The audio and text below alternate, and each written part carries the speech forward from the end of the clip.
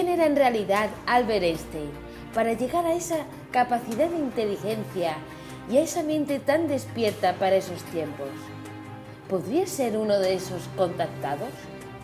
Siempre han habido seres humanos que se relacionaban con seres inteligentes, descendientes del cielo.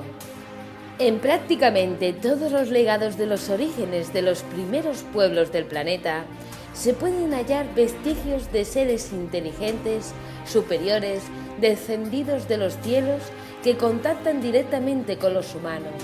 En todas las épocas han habido además personajes singulares que han influido directamente en la marcha de la historia de la humanidad, después de haber sido contactados por entes no humanos. Uno de los posibles contactados podría ser Julio Verne o Nostradamus. Dicen que hablaban con los hermanos mayores o extraterrestres, o también recibían inspiraciones a través de sueños. Julio Verne habló más de una vez de la ayuda de los hermanos superiores. Julio Verne, en una de sus obras, De la Tierra a la Luna, avanza notables coincidencias con los vuelos tripulados que el hombre realizaría 100 años más tarde. Veamos algunas de ellas.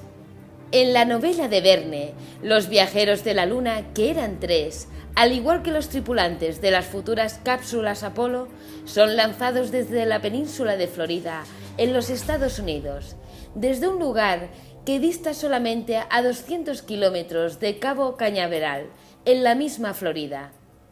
En la novela, los protagonistas dudan inicialmente si efectuar el lanzamiento desde Florida o desde el litoral meridional de Texas. La duración del viaje de la Tierra a la Luna es en la novela de 3 días, exactamente la duración del viaje real efectuado por los astronautas americanos 100 años más tarde. De regreso a la Tierra, la cápsula de los 3 intrépidos viajeros de la novela caen en el Océano Pacífico, en donde un navío estadounidense los rescató. Y la cápsula que efectuó el primer vuelo humano a la Luna, el Apolo 8, rescatada igualmente por un navío estadounidense, cayó también en el Pacífico, apenas a 2,5 millas de distancia del lugar indicado en la novela de Julio Verne. El primer vuelo humano a la Luna, imaginado por Julio Verne, partió en diciembre de un año indeterminado de la década de los 60 del siglo pasado. El primer vuelo humano tripulado a la Luna se realizó 100 años más tarde, y efectivamente, en el mes de diciembre de un año de la década de los 60. Fue el 21 de diciembre de 1968 cuando el Apolo 8 y los primeros 3 hombres llegaron a la Luna, la orbitaron y regresaron a la Tierra, amerizando en el Pacífico. Tal vez Julio Verne se acercó excesivamente a la realidad para que todo no fuera más que una coincidencia casual. Como bien sabemos, Nostradamus también escribió sus propias profecías, unas profecías bastante exactas, algunas de ellas. Entonces, todo eso, ¿de dónde obtuvieron esos datos? Entre las varias posibilidades, no cabe perder de vista esta: que alguien no perteneciente a nuestra especie humana terrestre nos pudiera inocular determinadas ideas.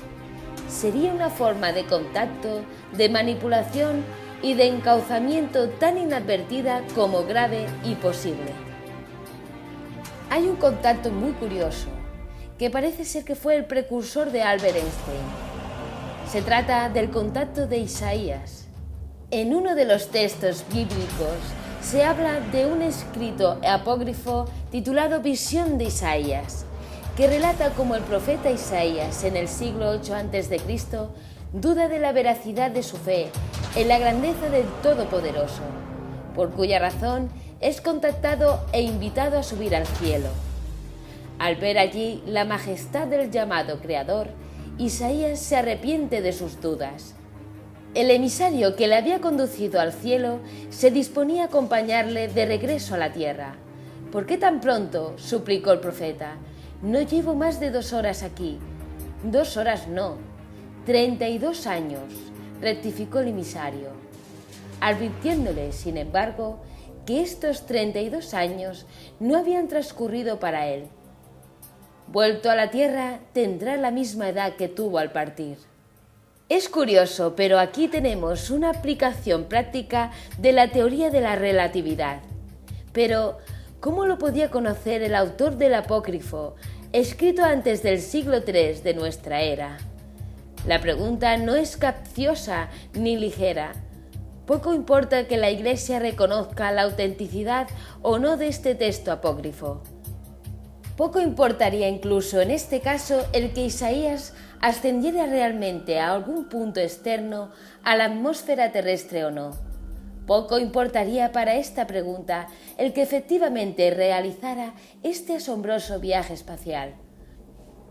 Porque lo que realmente es inquietante en este texto es cómo un autor que vivió antes del siglo III de nuestra era capaz de poner un ejemplo práctico de aplicación de la teoría de relatividad formulada por Albert Einstein en nuestra era. Muy inquietante, la verdad.